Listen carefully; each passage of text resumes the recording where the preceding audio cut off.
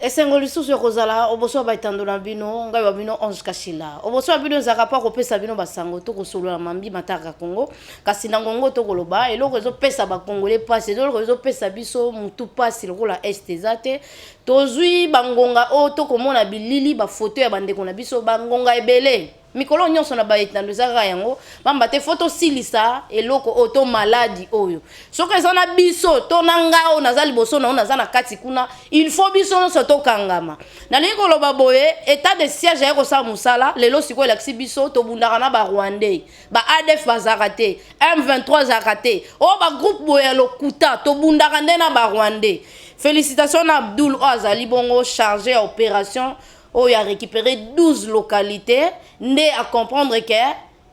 bato ba okipaka ndambu ya Ituri to Ituri mobimba eza ba Rwandais pasi eza nini ba Congolais o ba koti na kati lelo yo nazo meka kozongisa ndeko Delice Sanga meka kikokanga makasi na lopoto lobaka kitoko kasi pasi ndenge bozo trahir Congo o esika oyo za honorable bazo ko honorer pamba te oza moto moko liboso ya ba Congolais kasi ko boma ba Congolais ne ba ko kufa boy boza na sima na ngo bozo kosa tango botemelaka état de siège po bopesa biso nini lelo yo état de siège pesi bino pasi po yeko bimisa biso na polele koyebisa biso ndenge bino bosaka musala elongo na bino tozoluka société civile o sala ka ville morte il y a 3 jours 5 jours kozangisa bandeko moya kobima bozo sala désordre boza wapi bozolongo l'état de siège bopesa biso nini lelo yo to comprendre que ba Congolais ba travaillera na ba Rwandais M23 ezalaka te lelo Kagama se retrouvé o ya mona repa la biso kolela o biso telela raye pa leli wana eza ebandeli kasi ya mona kota penda na profondeur na komeka ko senga moi elili muketo bilili muke ya ndeko Christopher Ngoyi Mutamba on a bien ke mobali ya solo société civile de la RDC kaka moko oza na Congo na lobi kaka moko nde ezaka na Congo to moni ba société civile ebele mingi azokende pona kosamba pona muyibi azokende kolobela moto abomaka bato kasi pona cause ya bandeko bakufaka ofele ya ofela pona biloko na bango moko muto alobelaka bango azate lelo Christopher Ngoyi abimisi likanisi ya mayele pétition congolais nyonso pa ozali ozala soda te biso nyonso loka liboso na kosenga to soutenir na FARDC po eza mapinga o eleki mokili mobimba na makasi ezana bibundeli te kasi ezolonga baye bazana bibundeli Kagama chaka nyonso anje po ayebike abikaka na Congo azaka na ba or te kasa te kango azoka ngo wapi atsa biloko nyonso po ete ayibaka biso bakosa biso nanu o embargo moye tozwa na bisaleli eza te moye basoma minduka eza te Kabila kosa biso pendant 18 ans po epaza na kati ya groupe na ye kolongola Kabila na baye oyo asalaka na bango papa Mboso topesi openza losako mingi olobaki nanu bobanda kobima nanu na ba groupe ya babitumba pona koboma batu nesika bosala makelele lelo ndeko Delice Sanga na kangi yote kasi na moni yo net okokende na nzela ya bato bakendaka kuna esalo kwa Monisco ala kosaka biso na bwamba casque na ye wana casque bleu soki ezaka likamu nini botondi na ese pona koyiba ba protéger bato te ka esika bango bazaka nde babomaka mingi ka esika bango bazaka nde ba violaka mingi. En tout cas ndeko Christopher Ngoyi Mutamba biso ba Congolais to tia yo maboko na lingi na loba boy ndeko amoni FARDC eza na volonté Antoine Chilombo Tshisekedi pe na Copa Est azate loko ache mutu eza pe na bae oyo bapesi penza motema na bango po ete bitumba oyo esila kasi bitumba ezo bakisa po ete biso tozaka déjà infiltré na kati wana ba député na biso bazaka na kati ya bitumba na bazali mouvement citoyen nyonso zaka na est eza ya ba miyibi eza ya bandoke eza ya bato ya M23 baza bato na pona kopesa ka sango kopesa position ya FARDC nde mouvement citoyen o nyonso zaka na est nde sala musala wana na ngina lo bande ko Christopher Ngoyi alinga sala eloko moko pona moto nyonso Congolais nyonso ta mosusu gouvernement robanga akoloba ete akomona eza mabe kasi biso ba Congolais pe to ndimi iyo alobi to signer pétition wana ete ba pesa Congolais nyonso monduki ozaloza na Kisasa ezala po projet ezali fo ba ya partout toyoki Kagame atiki nanu este po ebi ke este ayebi ko contrôler yango malgré moi nkokoso akesu na ngambo kote ya ndeko Sasu to ebi te loko nini yake iko sombela hectare wana et puis kaka esika biso ndama mabele na biso ezalaka po ya kote la biso lisusu na boy wana to ebi te kasi tozoko milengela sikoyo Congolais nyonso soki eza pe bokopesa na kota na komata lokwa ndeko Marilu kopesa biso to kosalela biso bakelasi ya totangaka na esika bamampinga batalaka. Corée du Nord aza na raison ya kokolisa population na ye na esprit bitumba. États-Unis abangaka mpona biloko wana. Biso sikoyo tolingi tokotisa ngo na makasi na nko biso bakongole tokotisa ngo na nko biso tofanda awa nalati bien nde nalati boye na kolia kitoko naza na petit mais za na bato oyo asi asali mikolo misato minei mitano asokolaka ta mayo te monoko pamba yi mokola brosa te azaka na bifunda kimaka kaka yebi place wa kolala ta yebi place monduke kozwela te po akufa ya yebana mibale misato ba viola lelo tokokoba kaka boye te tondimi ndeko Christopher Ngoyi Mutamba biso totindaka gouvernement zo représenter biso tondimi likanisi na yo iyo sala pétition congolais nyonso a signé te biso tofongola bitumba na Rwanda ka pays mukebo azana eloko te. Force nyonso euta repana biso lelo toyebi ke tobundaka na bango sans le savoir wana kutu tomeka ko bunda po toyebi tokanisaka baza groupe o tobundaka na armée ya Rwanda ya ba Rwandais sans le savoir siko soki biso nyonso tolobi tokota bitumbango biso tozo ko appuyer yo nga na ndimi na kosimba munduki so bolakisinga nde babetaka na ko accompagner FARDC toko kende bango liboso biso na sima totalana na ba Rwandais banani bakobunda to banani bakolonga kamboka mukebo tokobeta masolo te to sali une semaine tobeta kali solo Kagame asika sika te Kagame azanani Kongo eza ya Kagame te Kagame aza eloko mukebo lelo yo abando betela biso tolo ke yaza na armée munene kasi biso toza mboka munene toza na bato ebele Ngoyi Mulunda ayeba ke eloko nini bango banda osana na Kabila c'est pourquoi zoka ba minduki oyo Kabila le to musée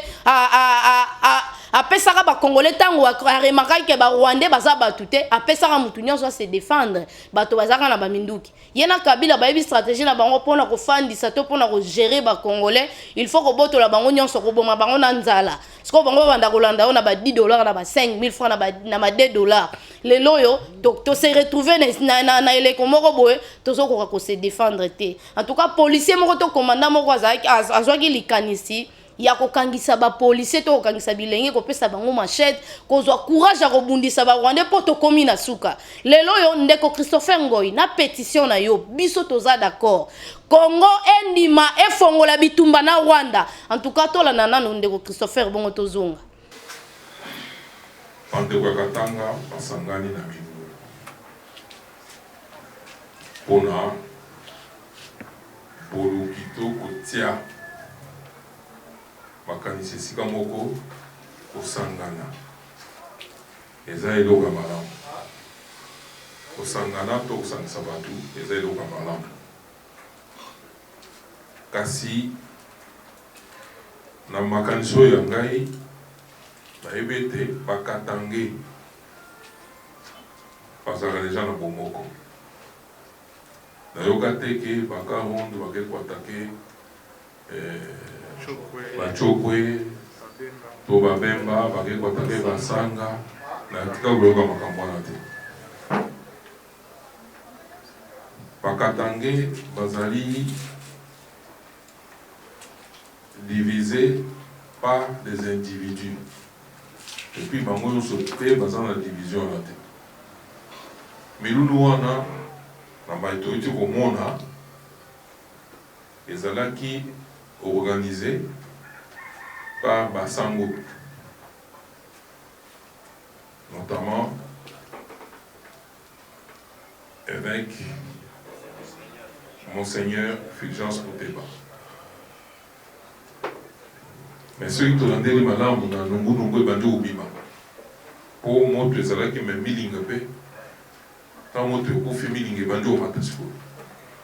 Na milingue on a toujours été et ça m'a eu Bosenga il y a Joseph Kabila. Pote Azua Makokia kukutana na Moninga Waye Moïse Katumbi pe na milulu wana bakutanaki. Po biso tozaki curieux ya koyeba bakosangana autour ya ba valeur nini batikali kolobela makambo ba valeur ata mokete bakosangana Et bien là, Bakatangé, Basala Mbeba, contre Bakatangé Moussous. Même contre les Congolais. Nga lelo nazo zela kale va bi ma place sans autre innocent. Naza Katangé. Est-ce que ça va Katangé va totinda ki anyo borangai akanangai? Point d'interrogation. Mais na milulu wana ezana ba Jean Claude Guyam. Bakanga ma pe babetama. Na prison azo souffrir lokolo likolo boye azo lela. Pour qu'il n'attend qu'au soir, tout ça va besoin de sous mais maillé comme même. Mané va tchaké comme Bakatangi. Mais la télé koyo kata ici comme côté, koyo basara kimbeba na Bakatangi nous sommes dans le Congolais, passer un pardon. Parce qu'ils ont soigné pendant nous, la bossé qui pardon. Tout bela, et télé pour ça le matin. C'est-à-dire, Biloulouana. Eza lokola opakoli mafuta likolo menacé mabetikali atako mininga ebimi elakisi ete ezali ka milulu moko mpo bato moko boye bakutana basengana soki banyongo na baboye na boye. Ce sont des hommes d'affaires. Yango wana tosengi na Bakatange bayeba esika touti et si quand on kende, bato babebisa Jekami, babebisa SNCZ, bateka ba minéré, bateka ba concession, bateka Kitakatanga na ba paya, ba uranium, eteka ma na ba paya, eza Bakatanga. Bato ba panza Katanga wana ko panza ke ezalaki liboke moko, donc bazobenga Katanga ezalaki province moko. Quand on va diviser yango et comme alors là-bas pour inaboyer et tout ça solo longwe au Katanga pour kende là-bas ba barrière kili na ba taxe ezaka ka bango kino moya lelo batika ko yebisa bisote pour les basalaka yango alors que toyebi eza na lisesolo baka diviser pour mieux régner. Bakatangé de l'eau, comment raisonner, même pour gérer Katanga.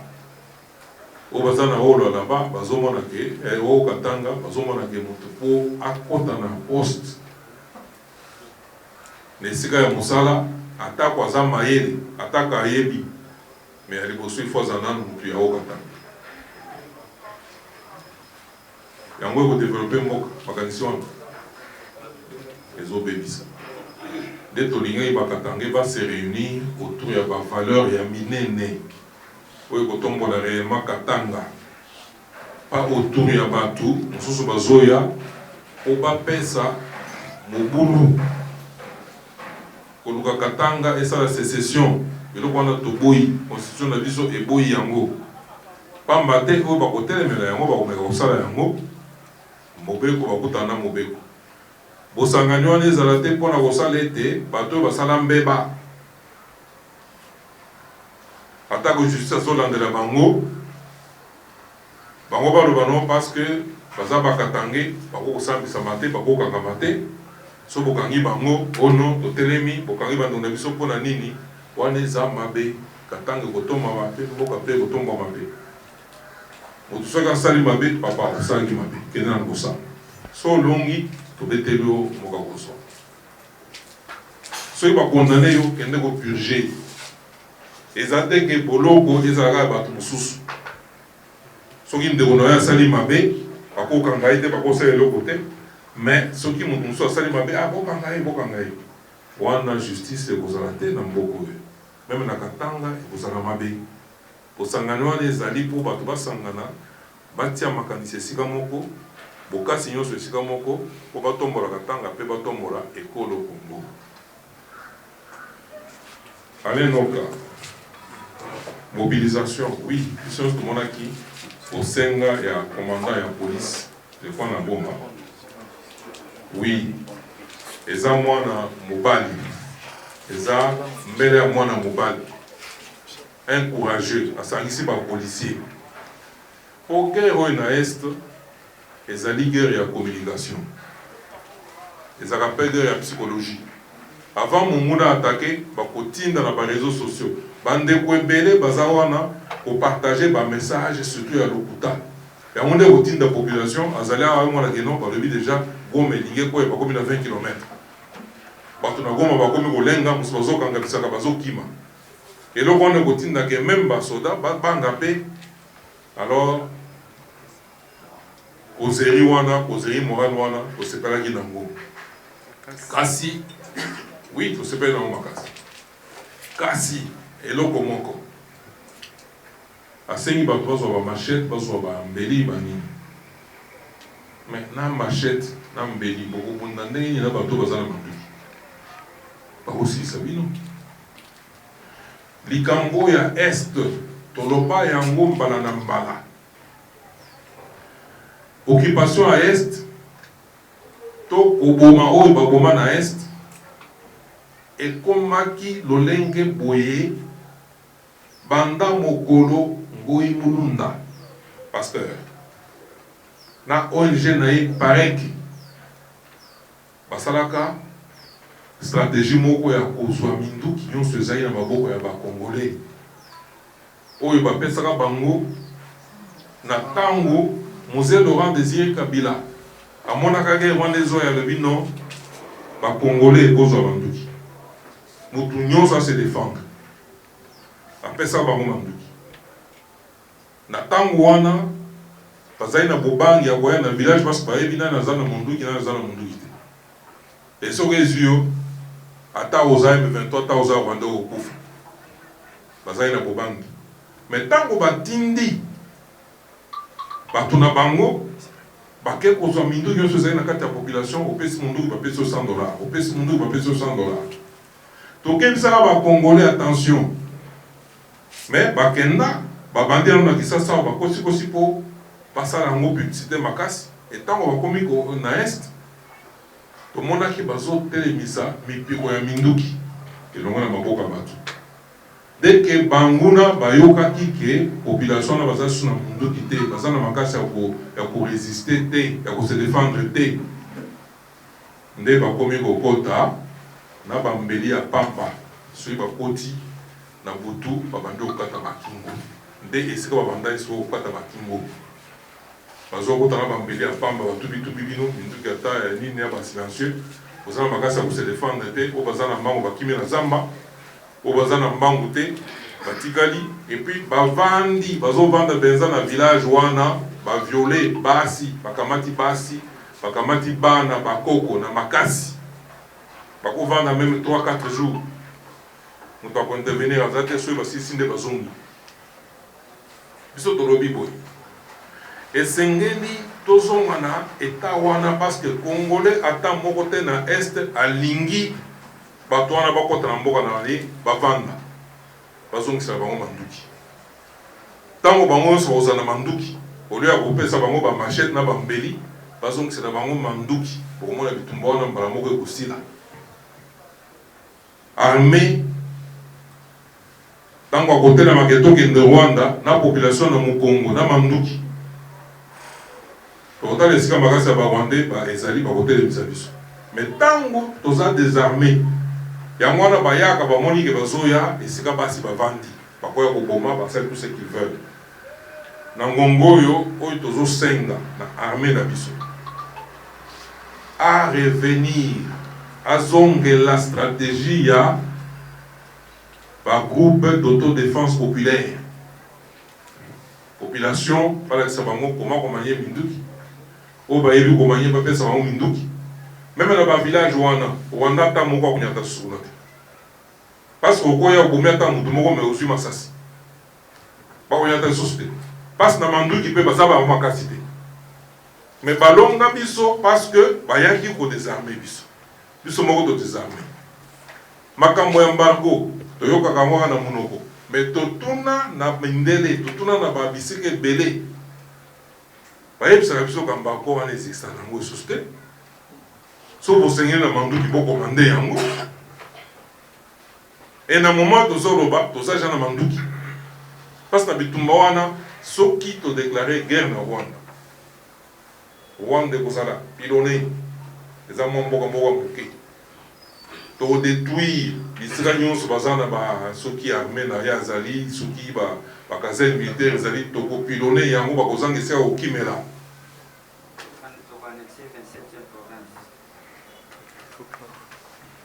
Alors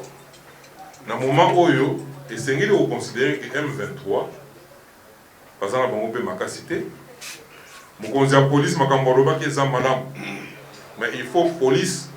asangana na population mais bapesa mpe minduki la population biso nyonso bakongolais toza boye bapesa biso mpe minduki tokotelema epi tokende na Rwanda tokokɔta te na Rwanda epi tokosilisa Rwanda il faut comme un pays militairement neutre. Ils ont la capacité militaire parce qu'ils sont organisés na mabe oyo bazwa na génocide parce que faire la bango belé tout ça ina mawa mingi tout ça la bango mawa mais bango bazwi mawa wana na ndenge ya mabe communauté internationale yo ka bango mawa batondisa ba stock ba dépôt minene ya ba kabosha ba mito ya bato ba crâne pona kolakisa ndenge ba bomba bango. D'un côté, bazo senga mawa. D'un autre côté, bango babomi plus de 10 fois. Bato ba kufana génocide na bango. Babomi bango na kati ya Congo. Biloko wana to c'est trop. Nous pensons que na Congo yo mawa to pesa bango wana eseleki. Oyiba pe bayibi kaka na sima mawa wana pe batongi moko na bango pendant que na mabele na bango bazana tata moko te. C'est connu de tout le monde. Dans Congo, côté de Mapé, Totelemi déjà, les Rwandais, ils ont affaire au peuple congolais Mobimba, des Tozaboy. Armée Nabiso, et tel Manabo Pikili, ce peuple Azas Manabino. Tozo Senga Pe Mandouki. Tozo Ngissa, la force à dépense populaire. Et Zonga. Alors, Togosala, une guerre non seulement populaire, mais il y a une guerre totale. Une guerre totale contre le Rwanda. Totale en place par Makasi. Parce que le président de Bango Zoroba, non, il faut que ça pour moto, place moto Zaïle en Congo. Mais tout c'est tout. Il faut que ça moto en Rwanda. C'est ce que nous demandons, par Congolais, vous allez distraiter. Distraction de l'Ibrobani. Tout ça, la société civile, pendant que nous faire face à l'ennemi au Rwanda, mais nous avons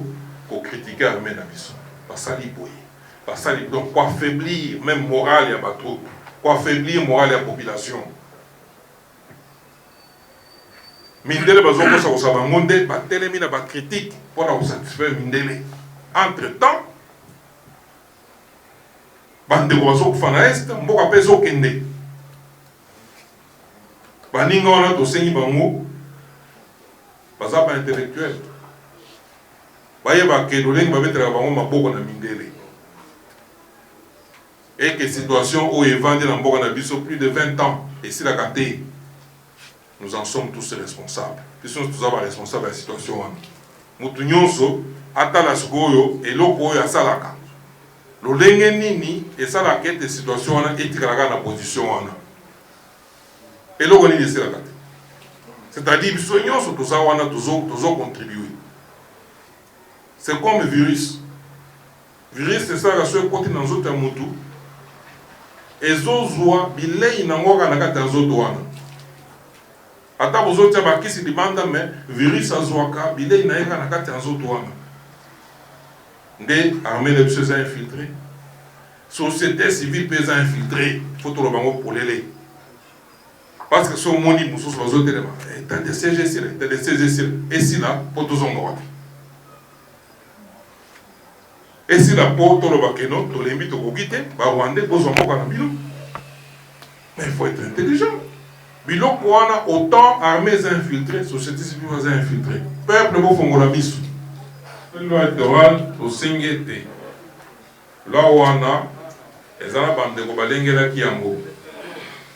na ngongo bango bamemaki lwa wana na maboko pe na makolo ya Assemblée nationale ase azwi yango ekomi eloko ya Assemblée nationale. Assemblée nationale na Sénat nde seul bisika oyo bakoki kokende kodiscuter kodebattre nde na kati wana eza na instance mosusu te to etando mosusu te. Alors tosengi na bandeko wana bayeba ke ntango Assemblée nationale asandimi iyo lwa wana ekomi eloko ya Assemblée nationale balandela ndenge masolo mpe misala esalamaka na kati kuna. Commission PAG ezosala ayeba lolenge nini faire comprendre bango tolengeli po tokendeka kokunda na Rwanda makambo esila to seto na suki wana na toni biloko toki Congo efongola bitumba na Rwanda toza prêt biso ba congolais to bunda neti ngala nsimba munduki na ke guerre na ozana sima FARDC kande bazawana bana bango na mingi te siko to fongoli nyonso na biso ba congolais na sima to simbi yango Rwanda wana ekotelema na biso ata kozana ba char de combat eza mukelo kwa ka lemba eza mukeka lokwa matete na missile moko ata char mibale to enchaîner ngo pa na position moko ya bien est-ce que ta chambre Kagame pende kozala pa na bomoi to kota ta na salle de bain na ye wana te lelo yo eza sous Congo lobité biso nyonso to telemi to comprendre que mouvement citoyen nyonso eza ya communauté internationale po bazaka na sima po na koiba ndakisa muke ya MONUSCO azana drone na MONUSCO wana ekopesa ye makoki ya kotala position na ya biso na ya bayini soki aza moto oyo akotia penza pe ba Rwandais wana oyo eza mabele na bango te. Et puis ba rebelle bazana droit ya koboma to ya koyiba te ya kosunga banani pona nini ya kozala la katikati ko batela bango ko batela biso na likambo nini biso to futela ka mbongo po batela ka biso to abatela kana ba rebelle yango na biso ba congolais tozana sima ya Christopher Ngoyi Mutamba tolobi bien gouvernement andima te tozotelemisa population nyonso akosigner pétition pona yebi ke bele bozelango mutu nyonso bitumba oyo epesake pasi komona air nyonso koto bazui koto batu mobimba bafandi bakangi 12 localités ekoma ya bango moko isalama wapi kaka na Congo mais awa tango tofandi awa tobunda na biso tokozwa baposa na biso anzala molika muke soki moi bulletin de vote etengami boye communauté internationale benga epa bikisa bandeko no na estet bozanga na bandeko na STT bozanga na matanga na STT yango sala kabino esengo lelo zola ta veste ozana mutu ko tambola no bien mais tala bandeko bazaka na ST wana après lo benga communauté internationale ayo sana bino nini biso to pesa bango pouvoir lelo to wana besoin benga mutu te kaka ndambo biso tozana ngo lokola ba minduki bakosa biso bapesa biso embargo wana lokuta monene na Kabila po azangisa FARDC lolenge nini ya kobunda et puis akosa biso FARDC azana makasi te basalaka ba formation te kasi formation nini bango bazui pona kolonga pona kolakisa biso ke to bundaka na ba Rwandais pona kolakisa biso te tala ba tenue ezaki ya ba Rwandais tala ba nzoto o to beta ipoto beta ki bango na ndenga mukete ngana zo senga lisusu na FARDC po kande yo mata to bando beta na bato MONUSCO so to beti bato MONUSCO bandeko na bango libanda ba obanga po to bengi bango baya to négocier eloko nini basololaka te Congo eza bango te biso tanto kenda poto to senga ka visa ya kosenga so baboyo ke na makasi te biso to tika bino bokota kutu boleki bandelo bokomi kotinda bato wana to botinda Kagame aya koyiba biso pi Kagame oganga yaza na makasi nyaza nango biso ba congolais lokwa ngana ebike ba obimata 1000 ngana Marilu dabocha biso na compte to simba minduki to simba minduki to ko simba minduki bo fongo to nimi to fongo la guerre na Rwanda kamboka wana totala soki etelema bana changu baboma ba Rwandais na maboko bazana minduki kutu te misusu kana machette batumba bango ya kotumba siko fongola bango ke to kota kimia boromona et puis so to bandika ko boma bato MONUSCO to bomi bango ata 50 bandeko la bango kuna ba osenga c'est le fait bango ba ebelo le kana est nde batinda ka bano ya mouvement citoyen ba ya loba longola état de siège kota la pena ndeko Delice Sanga ato uta na nzela rébellion yoka pe paside tango banda ko mona obo banda osala na babitumba na bino banda osala wana ya banda osala bino ndenge nini et puis tango zoloba mabe po na état de siège bolinga ke état de siège sala la bino nini Et puis tant que ba elonga po botia nini na kati état de siège bon remplacer nini soki lelo état de siège ezalaki te tolinga tokoma na niveau te lelo Kagame mutakala na nyonso emonani amonani ke ye mutazaka na sima ya soi-disant M23 po M23 ezakate to bundaka ne na ba soda rwandais soi-disant po ya za muto liboso ye Kagame kopesa biso ba stratégie pona M23 bokotisa bango na armée bosala bango boy communauté internationale pe ya to solola na bango na likambo nini ba miyibi lokwa bango ba sase ba criminel lokwa bango est-ce que ba solola na muyibi ndako nanga kande na zaboye nde tozana na chaîne na biso monede muyibi mo waye to négocier na ye to pese micro na likambo nini ata mesa ta papier na biso tongi to bwaka soki to lingi to ko négocier na bango te bazo se sentir que ba komi déjà contre mur yango tozo pesa mapinga na biso phare de en tout cas longonya makasi na komi fier na bino po ba kosela rabino makambo balobi boza makasi te bokokaka te toza na baloba toza na armée te ba komi sa rabino na bité basi to mibali po boza mibali nandimi boza mibali sauf que toza nde trahi na bato oyo baza na zinga na kati na bino nde bazopesa ba position ya tangu bamoni boza na mwa kopema bapese bo attaquer bo bayebi ke bokosala eloko te po boza trahi mais soki ezalaki ke armée moko Kabila si afandisa bato na ye te wana nde tolingaki tobeta ta lisolo oyo ezowumela te kasi toyebi ndenge nini tokosilisa yango soki ekoma na niveau ya balongola bandeko na biso nyonso na ebite so couloir humanitaire ekosala bana este soki kolongola te tokobenga kaka bandeko nyonso ya este balongola so il s'agit ya totumbata bamatiti to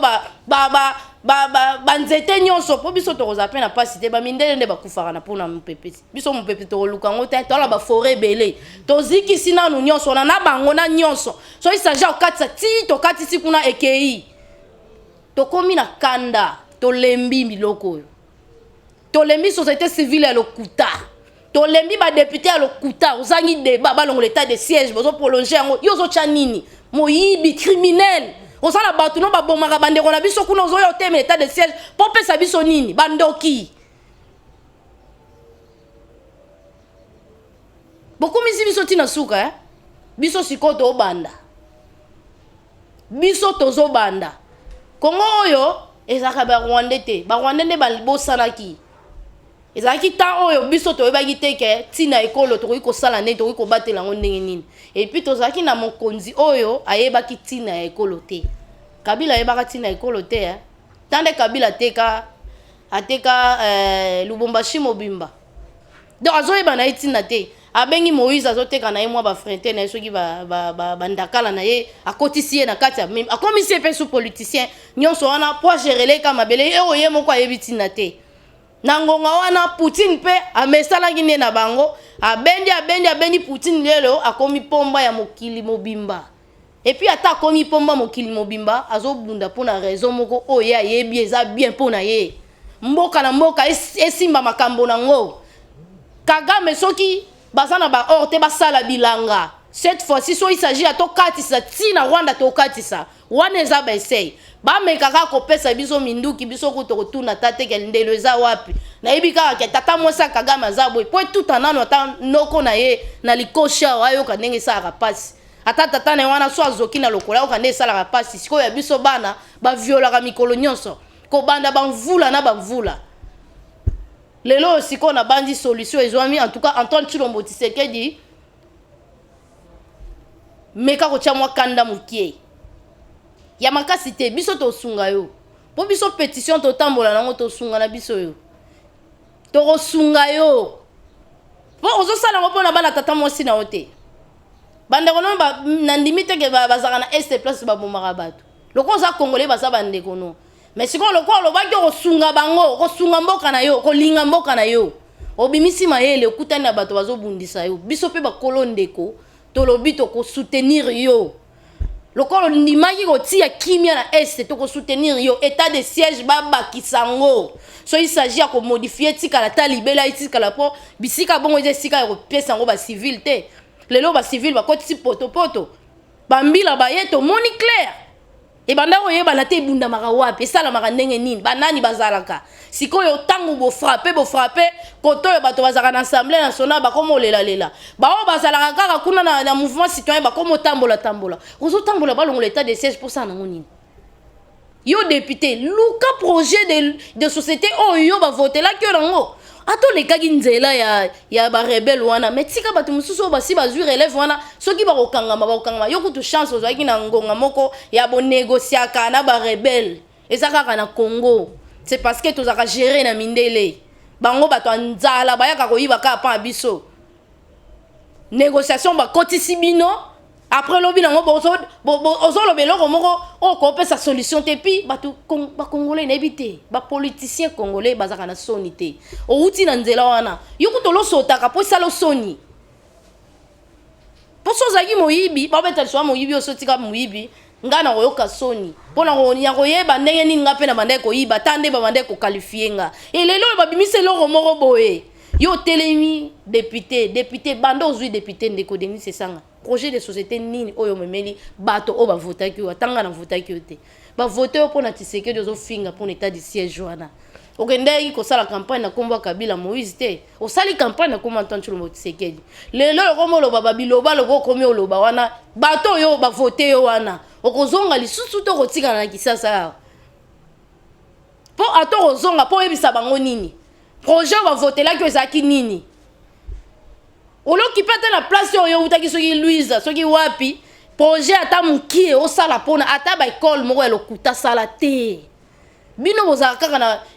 na loi électorale nde ezobundisamaka loi électorale banda bozalaka na loi électorale biso tovotela bino kaka mpo na loi électorale touti na baélection boya kodiscute kaka mpo na loi électorale elelo batie état de siège okopesa solution na bandeko bamonaka mpasi ozoboya ozokritike opesa nini et puis lobi tomona mouvement citoyen azosala marche mpo esala nini mouvement citoyen nini asa dénonce makambo nyonso elekaka kuna ezalaka bolongola état de siège bolongola mpo botya nini soki tolongolaki lelo tonga toyebaki tobundana na Kagame tokoma okanga deya makofi fo toyebi ke tofongola ngo tokobundana bango mpe tokobeta Kagame il s'agit ya kolongola Kagame wana kobenga le kotya mutu mosusu biso moko togere Rwanda wana mpo eza eloko moke tokoti yango na kati ya baprovince na biso wana eza province eloko lokwa province wana nde kopesa biso mutu pasi Rwanda penza biso FARDC liboso biso population na mwa baminduku na biso mike Rwanda etelema ata baboma 5-7 baboma Congo mobima te me Rwanda biso tokobeta ata 2 fois boye elali nyonso na se na bandi na komokoma na suka ya manaka na biso na kokabola na bino na ba propoto message ya Christopher Ngoyi susu tokozonga pamba te asalaki déclaration lisusu mpona point de presse na makambo etali linu ya Mobutu ndenge nini roi belge linu ya Lumumba na makambo etali roi belge ndenge azoya donc amikaki kobala ye mpe abifacha président ya Yambo oyo asalisi milulu ya boye pamba te Kabila lekaki awa toyokaka ta lisolo oyo te toyokaka te ke neti Mobutu ti lelo aza na Maroc donc lokwa lino yebo tokoluka lisusu Antoine Tshilombo Tshisekedi ayizongisela biso susu image ya Mobutu pamba te Mobutu totikala ne kaka na ba télévision totikala ne kaka na ba kombo na yite ba yo batikala na ye ba photo nde bazali mais biso toza na ba photo na yete asa président o aleka pa sala 32 za président oyo atiki pe bilembo Kabila sali 18 atiki bilembo mabe na mboka mais Mobutu atikela biso pour Maréchal okende kangi photo atikela biso mama yembo Kabila ko gérer mama yembo ta kufi abomi yango asa mutu moko atiki biloko ebele donc tozo 50 ans Tshilombo Tshisekedi esuka kaka na ko matisa Simon Kimbangu te esuka kaka na ko matisa lisusu Lumumba te bakisa lisusu Mobutu asa congolais asa marocain te to na bosenga to kendaka pe mokolo oya kufa toyeba kufa mokolo nini pe ezalaka férié Kabila musée ela biso ba Rwandais to sala ka férié jour kuto oya kufa na oya kota et bon ni boni Mobutu patikela biso biloko ebele Mobutu azaka président na biso aza moto oto ko négliger te aza moto o ko tsaile lisusu na agenda na yo pona koluka ndenge nini ya kozwa nzoto na ye soki mozole na ye bo sala ngo wapi aza na moto ko tsaile na mulongo na yango wana to kozongisa to ko silisa bongo na ndeko Christopher Ngoyi Mutamba poto kutala lisusu lobby. Ces messieurs des médias, distingués camarades de la société civile de la République démocratique du Congo, chers compatriotes, beaucoup ont trouvé notre silence pesant, même que nous avions perdu notre verve oratoire. Qu'ils se rassurent, la lanterne du peuple est toujours là, vigilante et alerte, mais elle ne s'allume que lorsque l'actualité est brûlante, au point de consumer la paix sociale, si ce n'est la paix nationale. Nous allons donc, dans notre propos de ce jour, aborder l'actualité de l'heure que constitue 1. La loi électorale. 2. Le remplacement du juge constitutionnel. 3. La visite royale belge du 7 au 13 juin 2022 et la visite papale du début juillet. 4. La relique de Patrice Emery Lumumba. 5. La guerre à l'Est et l'implication avérée du Rwanda. Sur la loi électorale, elle était attendue depuis 3 ans, objet de beaucoup de sollicitations.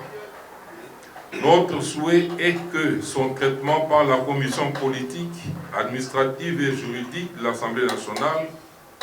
rencontre le plus large consensus, au sein de l'Assemblée nationale bien sûr,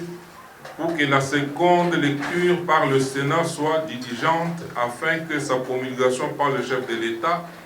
déclenche enfin le processus électoral véritable de 2023. Sur le remplacement du juge constitutionnel, la procédure à suivre est clairement définie. Mais encore une fois, nous regrettons que les mandataires du peuple dans les 2 chambres aient péché par la plume de leurs présidents respectifs par des échanges épistolaires médiatisés, au lieu de privilégier la concertation interne pour un choix consensuel. Nous appelons ainsi les présidents des 2 chambres à s'humilier pour épargner à la nation des divisions dont elle n'a que faire, surtout au moment où la guerre est dans nos murs. 3. Sur les prochaines visites royales belges et papales. Bien qu'éminemment protocolaires, elles ont toutes 2 une haute portée diplomatique, démontrant que la RDC, sous l'impulsion du président de la République, chef de l'État, a retrouvé toute sa dimension sur l'échiquier international. Nous figurons en effet parmi les tout premiers pays d'Afrique que visitera sa sainteté le pape François Ier, tout comme la visite royale belge renouera les liens historiques entre les plus hautes autorités des 2 pays interrompus depuis 2010. Sur la relique de Patrice Emery Lumumba, le 20 juin prochain marquera à jamais les annales de notre histoire. En effet, le Royaume de Belgique restituera officiellement à la RDC la relique de notre héros national, Patrick Emery Lumumba. Ce geste est d'une valeur culturelle incommensurable pour nous Congolais, et en particulier, mais aussi pour tous les Africains en général, lorsque nous savons combien nous vénérons nos morts. Il est tout à l'honneur du président de la République, Félix Antoine Tshisekedi Tshilombo,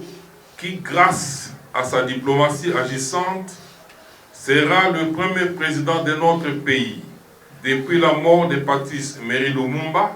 à réussir ce coup de maître. Qu'il trouve ici les chaleureuses félicitations de la société civile de la République démocratique du Congo. 5. Sur la guerre à l'Est et l'implication avérée du Rwanda. Longtemps la risée de tout le monde, parce qu'envahi de manière permanente par plusieurs forces négatives, prédatrices de ses ressources et soutenue par certains de nos voisins, la RDC est aujourd'hui à un tournant décisif de son histoire, en choisissant d'éradiquer toute présence de forces négatives si haut citées par tous les moyens, amenant ainsi le commanditaire en chef a dévoilé son vrai visage après main dénie de son implication dans les atrocités commises en RDC depuis 2 décennies. Beaucoup s'élassent des états de siège en Ituri et au Nord Kivu, estimant qu'il faille les arrêter pour revenir à des régimes civils, faute des résultats probants. Et ici, en réalité, ce sera selon que vous choisissez de voir le verre à moitié vide ou à moitié plein. La société civile, la République démocratique du Congo choisit de voir le verre à moitié plein afin d'encourager nos forces de défense et de sécurité sur terrain en reconnaissant les avancées indéniables que sont les arrestations de plusieurs complices civils et militaires, la destruction de tous les bastions ADF, la cessation des vidéos, des massacres des groupes en série, hélas encore, à déplorer des meurtres commis par nos frères du Codeco contre les populations locales en Ituri et les attaques de plus en plus virulentes de M23 sur les positions des FARDC, alors que les pourparlers de paix ont lieu actuellement en Nairobi avec les différents groupes armés pour une paix souhaitée définitive. La société civile de la République démocratique du Congo, sur les derniers méfaits cités de M23, dénonce avec énergie la participation effective de l'armée rwandaise sur le terrain des opérations aux côtés de M23 et donc une reconnaissance tacite par le Rwanda de sa pérennité vis-à-vis du M23. Trop, c'est trop, disons-nous haut et fort, et afin que nul n'en ignore, nous devons, conformément aux articles 86 et 143 de notre Constitution, mener cette guerre jusque là où elle a été préparée et planifiée, car nous en avons désormais les capacités et les moyens. Mesdames et messieurs des médias, chers compatriotes, vous aurez compris que nous terminons notre adresse de ce jour par des mots belliqueux, car tel est le ras-le-bol que notre population nous demande d'exprimer à nos autorités à tous les niveaux de décision. Peuple congolais, dans toute notre diversité, restons vigilants, alertes et plus que jamais unis derrière les forces, derrière le commandant suprême des FARDC pour réaliser son rêve et voir venir la paix, revenir la paix sur toute l'étendue du territoire national. Tous unis derrière nos FARDC, nous vaincrons. Je vous remercie.